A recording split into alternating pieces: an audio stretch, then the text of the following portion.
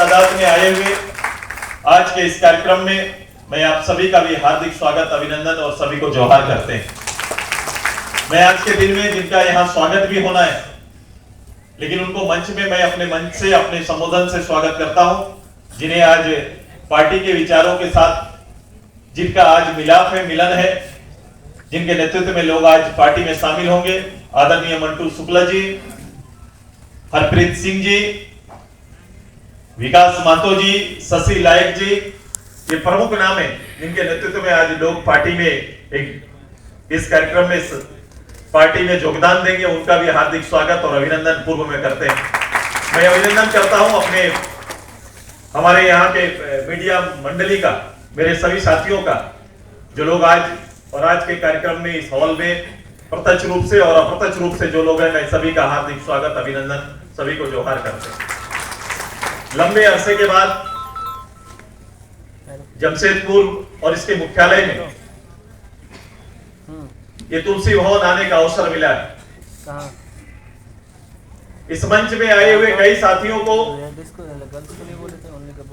मैं इस तुलसी भवन के बारे में और तुलसी भवन का हमारा संबंध के बारे में, पार्टी का संबंध के बारे में चर्चा करेंगे।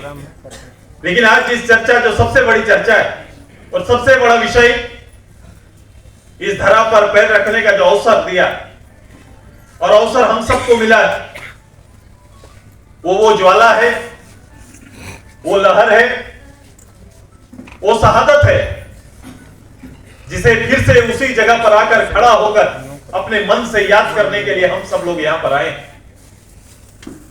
जब हम चमरिया गेस्ट हाउस के बाहर में थोड़े देर के लिए खड़े हुए तो रोंगटे खड़े हो गए। उस शहादत नेतृत्व और उस शक्तिशाली पुरुष के साथ सुदेश महतो जिंदाबाद जिंदाबाद जिंदाबाद। थोड़ा देर खड़ा होकर अनुभव किए, फिर वहां से कुछ कदम चलने के बाद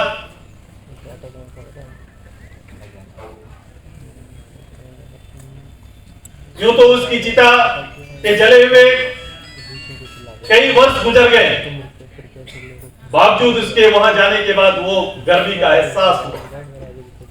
वो लोग अभी भी कहीं ना कहीं हमारे शरीर से लगकर इस बात का एहसास करा रही है कि ये वर्तमान के लिए ये शहादत नहीं है, बल्कि झारखंड के उस सपने के लिए शहादत है जिसको हमने खुली आंख से देखा था। पता नहीं वक्त के साथ साथ इस चलंत जीवन में राजनीति के विशेषताओं को अलग अलग रूप से, अलग अलग स्वरूपों में आंका जाने लगा, लेकिन मैं ये स्पष्ट रूप से मानता हूं, इस प्रदेश के अंदर, इस राज्य के और राज्य के उदय की भावना, अगर उस आंदोलन काल को अगर किसी ने ना प्रत्यक्ष रूप से जिया है तो वो अधूरा है।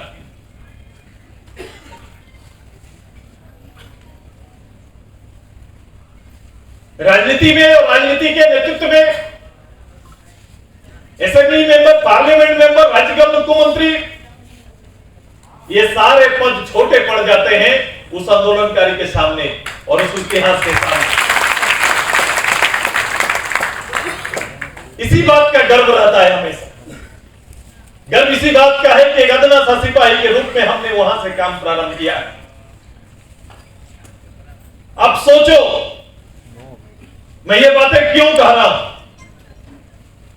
एक दूरदृष्टि वाले नेता, जिसने कभी पार्लियामेंट नहीं जीता, जिसने कभी असेंबली में पैर नहीं रखा, बावजूद इतने वर्ष बीत जाने के बाद उनके शहादत धरती पर खड़ा होने के लिए हजारों नौजवान क्यों आते हैं? क्या अट्रैक्शन है, क्या है?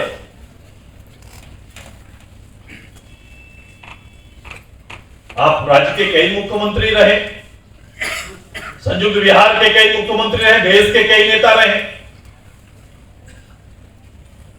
कई लोग कई बार तक अलग अलग विधानसभाओं का, लोकसभा का नेतृत्व किया। क्या ऐसी दशा सबके साथ है? ऐसा लगाव सबके साथ है?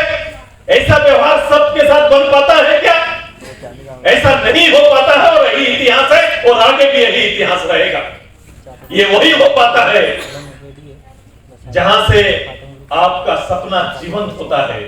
इस क्षेत्र और आज के दिन आने के बाद आपका सपना पुनर्जीवित होकर जाता है कि वो सपना के लिए काम करने का मन करता है, इच्छा करती है कि ऐसे सागिम अगर आज के समय में मिल जाते तो निश्चित रूप से उन आकांक्षाओं को लाकर हम जनता के पैरों पर हम लोग रख देते हैं। ऐसा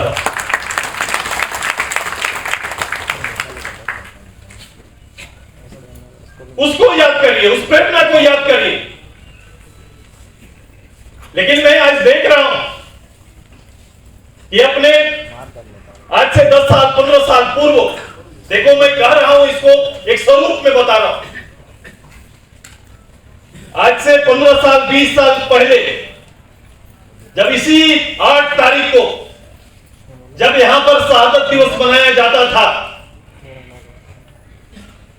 तो भीड़ उस समय इतनी गाड़ियां नहीं थी, लोगों के हाथ में इतने संसाधन नहीं थे।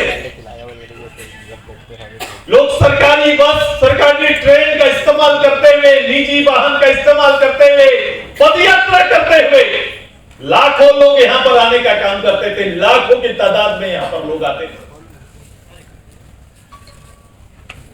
देखो समय बदला,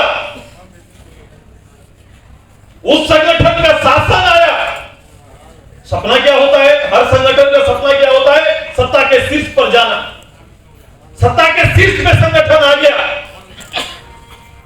पार्टी बढ़ा, विचार कमजोर पड़ गया, और विचार कमजोर पड़ गया तो मैदान छोड़ना पड़ गया। वही है वक्त के साथ जो कह रहे हैं कि विचार कमजोर पड़ता जा रहा है, और विचार जितना कमजोर पड़ेगा वहीं पर आप नैतिकता खोज रहे हैं, वहीं पर जवाबदेही राजनीति खोज रहे हैं, ये आपको वहां नहीं मिलेगा।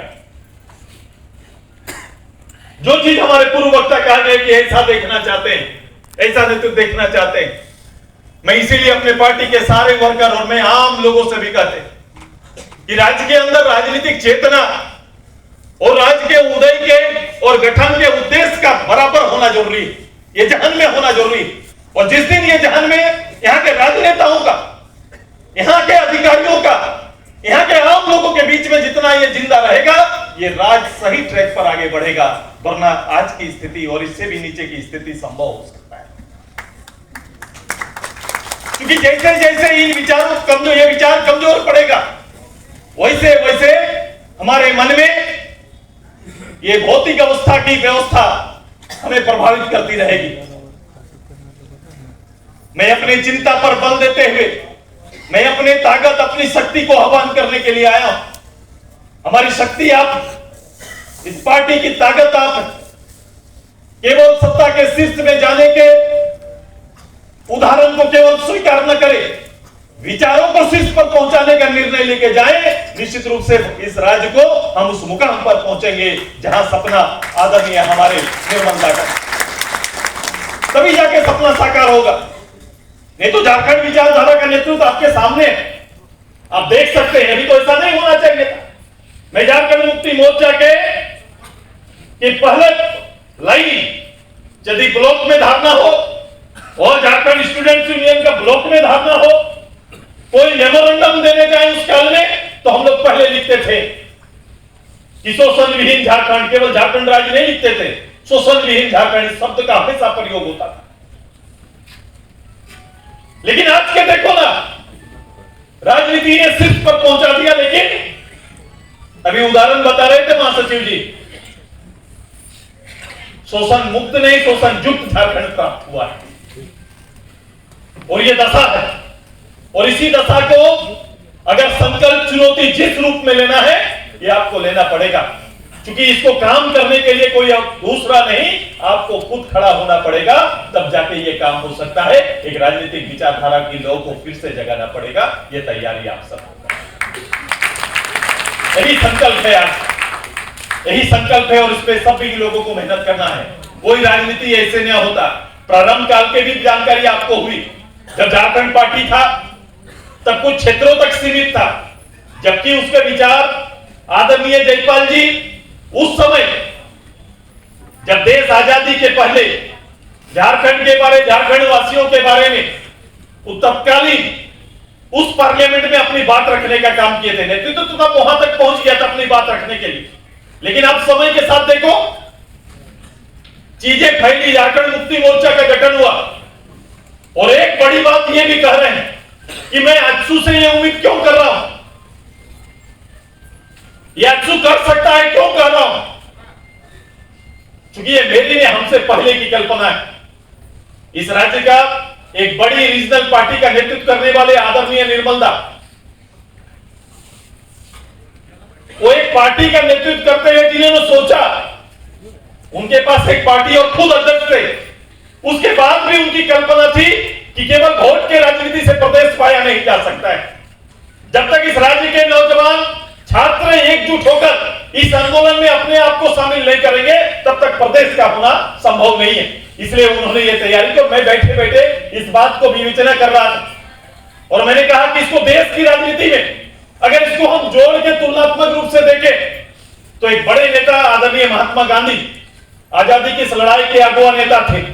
बावजूद इसके उनके द्वारा ना तो पुरुष सही लेकिन धरती का लाल आदरणीय सुभाष चंद्र बोस यहां से खड़े हुए और बिल्कुल उसी तर्क पर इस देश के अंदर और देश की लड़ाई को एक बड़े स्वरूप में पहुंचाया। बिल्कुल वही जवाबदेही शायद निर्मल दा इस संगठन को देना चाहते थे, वो यही देना चाहते थे। दोनों तरफ से देखो, इन्होंने यूथ फोर्स के रूप में अच्सू को तैयार किया और उन्होंने सुभाष चंद्र बोस ने आजाद हिंद फौज तैयार किया। इसलिए अपनी भूमिका और अपनी भूमिका पर अब आने का वक्त आ गया है, समय आगे निकल गया है, लड़ाई बाकी है, समर शेष है। इसलिए इस समर शेष की लड़ाई में अब आपकी जवाबदेही है और जिम्मेदारी है। केवल भीड़ का हिस्सा ना बने, मेरा आग्रह है विचार का हिस्सा बने और जिस दिन वैचारिक रूप से एक एक जन के बीच में इस राज्य के औचित्य का विचार प्रारंभ आ जाएगा, इसकी चर्चाएं फिर से प्रारंभ हो जाएगी कि मैंने ये वर्तमान स्वरूप के लिए इस प्रदेश का गठन नहीं किया, केवल एमपी एमएलए बनाने के लिए नहीं गठन किया, केवल राज्य सत्ता में बैठने के लिए नहीं किया, बल्कि इस राज्य के मूल व्यवस्था को सुधार के लिए किया, इस राज्य के मौलिक अधिकार के लिए किया, यहाँ के मौलिकता के लिए हम लोगों ने किया है। ये बातें करनी चाहिए। अब ये फिर से एक समय उसी जगह पर खड़ा होकर इसी बात का संकल्प लेने का आ गया है। मुझे पूरा भरोसा है कि कई अलग अलग दायित्व में रहने के बाद आज संगठन का दायित्व है, विचार का दायित्व है। इस विचार को गांव-गांव तक पहुंचाने का जवाबदेही आपको लेना पड़ेगा और ये जवाबदेही के साथ आप सबको आना पड़ेगा। और मैं अपने पार्टी को काम करते हुए देखना चाहता हूं। मेरे पार्टी के वर्कर इस बात का इंतजार ना करें कि उनके अध्यक्ष क्या कर रहे हैं, केवल उसको फॉलो करें, बल्कि तैयारी ये करिए कि आप अपने रचनात्मक काम से, राजनीतिक काम से, सामाजिक काम से अपना परिचय खुद बनाइए। ये तैयारी आप सभी लोग करिए, ये मैं उम्मीद करता हूं। और लोग ये स्वतः कोई आपको देगा नहीं, मैं फिर दोहरा रहा हूं।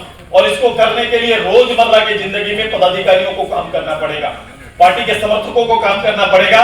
पार्टी एक विजन के साथ आगे काम प्रारंभ करेगी। मैं जानता हूं इस राज्य के वर्तमान दशा से निकलने के लिए कितनों भी प्रयोग लोग कर ले, कितना भी थीसिस अपना तैयार कर ले, ऐसे नहीं होता है।